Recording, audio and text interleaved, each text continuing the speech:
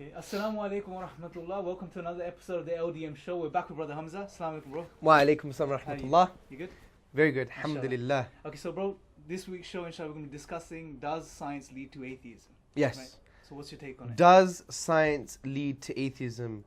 No, it doesn't. It's a malformed question.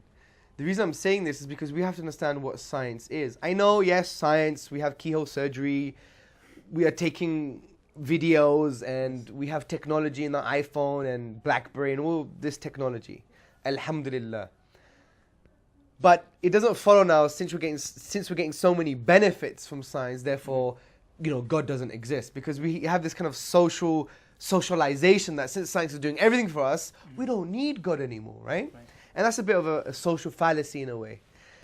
Now, what we have to understand is what science is. Now, science is a method of study, and it can only deal with the things that it observes. It can only deal with the physical world, with the real physical world. It can't deal with metaphysics. Sure. It can't deal with things like even mathematics. It requires mathematics, do you see? Like logical truth. Science doesn't deal with logical truth. That's philosophy. Why is 1 + 1 necessarily true?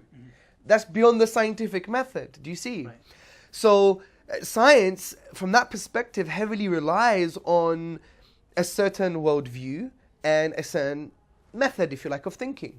One is called empiricism as a theory of knowledge, a worldview of knowledge, a theory of knowledge. The other one is a methodology or a thinking process called induction. Now, induction, very simply put, is that you have a limited set of data and you conclude for the next observation or for the entire set of observations. So you have something historic that you've observed, say you've seen 1,000 white sheep, and therefore you say the next sheep I'm going to find is going to be white, or all sheep are white. So there's always room for error. There is room for error because induction is probabilistic. It's based on 0 to 99% probability. Sure. Because how do you know? You may have another observation that goes against your past observations. Sure. And this happens in science all the time. It's changing based upon these new observations that we're discovering. So just as a side note to bring in, so if someone comes and says, for example, evolution is 100% true and makes such a claim. No, they could never say such a claim because evolution is a product of the scientific method, and the scientific method is probabilistic based on induction and empiricism, all these things that we'll talk about now. They could say, I have good reasons to believe in it. They could say, I'm 80% true, but they could never say it's 100% true. They must always entertain an element of doubt. And every sincere academic scientist, whether religious or not, if he's atheist even, would say, we can't say, I won't bet my life on it, basically. Right, okay. I mean, take the expansion of the universe. They thought this was almost 100% true. Yes. Recently, there was some cosmologists saying, well, maybe it's not expanding anymore. Do you see? Yes. So it's changing based upon observations and the way you see things. Sure. And that's the limitation of induction from that perspective, that even David Hume, the Scottish skeptic philosopher, he actually elucidated this and said, look, how do you know that just because you've seen all these things in the past, your next perception or observation is going to agree with what you've seen in the past? Sure.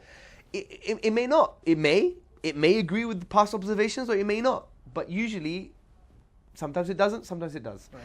So that's the first point, induction. Sure. The other point is the theory of knowledge called empiricism. Now, what is empiricism? It's not greatly defined. There's been a debate between the crude, hardcore empiricists and the soft empiricists. But let's just be general here. Empiricism is the theory of knowledge that you can only know knowledge about something or concept about something if it's observable. Sure. Okay? So, take for instance a white cat going into a snowstorm. Sure. It goes into the snowstorm. Where's the white cat? Well, you can't observe it anymore. We can't observe it, so according to a crude approach, you'd be like, well, knowledge about something can only be with direct observation, therefore we have to suspend judgment or say there is no white cat in the snowstorm. Right. But empiricists recently have also changed the definition by saying, well, it could be indirect observation as well. Mm-hmm. So they would say, well, it's more likely to be in the snowstorm because it was heading that way. We have previous observation that's indirect that leads us to the fact that the white cat is in the snowstorm. Now, the reason I'm talking about this is because if we understand induction and empiricism, we will realize, wait a minute, science can't even deal with the God question directly. Sure. It can't, because God is by definition unobservable. He's outside of the physical universe. Therefore, you can't use empiricism or induction to reject or accept God. But you can use science as supporting evidence. Right. That's why, for example, we use the design argument. There are physical laws in the universe and physical constants that they have been placed within a narrow range of values that if they changed even by a hair's breadth, you would never have a life-permitting universe. We wouldn't be here. And that begs the question then, why are these laws and constants so Yes, finely tuned? exactly. Why they're so finely tuned. So we would say, well, you know what? Based on something called epistemic probability, it's more likely there was some kind of cosmic designer. Right. So we can use evidence, but science as a method can never reject God at all. Right. So How? God by definition is unobservable. You need metaphysics, you need philosophy, you need rational thinking, not just crude empiricism and just based on direct or even indirect observation. But as I said, you can use science as supporting evidence for the existence of God. So what we're saying is that as far as science is concerned, which is a good method but it's limited, and as far as it comes to the question of God, it cannot directly prove or disprove the existence of God. It can indirectly, through observations, and we can come, for example, the design argument and so on and so forth, we can prove or show that there's more evidence. Yes, basically what we want to show, if we understand what science is based upon and what tools and methods and theories of knowledge that scientists use, such as empiricism and induction, if we understand these properly, we would realize that actually no sincere scientist can say science has disproved God. Sure. That is an unscientific assertion. Right. And that's the point. Sure. So we have to actually take this very serious into consideration, because you have the likes of Richard Dawkins, who basically says, you know, science leads to atheism. Right. But it doesn't. Yes. Your view on the data, your interpretation of the data leads Biased. to your atheism. Yes. But someone could use the same evidence and actually allow it to lead them to theism. Sure. Now, I just want to address this final point. Just because we know how the universe works, it doesn't mean God doesn't exist anymore. Yeah, this is key. Yeah, because what a lot of atheists do, they conflate, they mistake the how with the why. For example, how do earthquakes happen? Yes. Tectonic plate theory, right? So we know the how. But do we know the why? No, that's a religious question.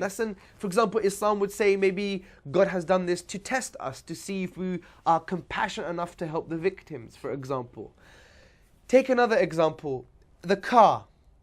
How is the car made? How does it work? Yes. You have an engine, you have spark plugs, you have combustion, X, Y, and Z. Why? Because someone designed it that way. Sure. Or someone wants to drive the car. Do you see? Yes. The how and the why are not the same thing. And this is something that Professor Hoodboy from Pakistan, he's a bordering atheist, I believe. He used to be part of Lum's University, one of a prestigious university in Pakistan. And he wrote the book Religion and Rationality. He does the same thing. He conflicts the how with the why. He says, how can you believe in this book, Quran? Because the Quran says that earthquakes happen because of God's punishment or a test for us, right?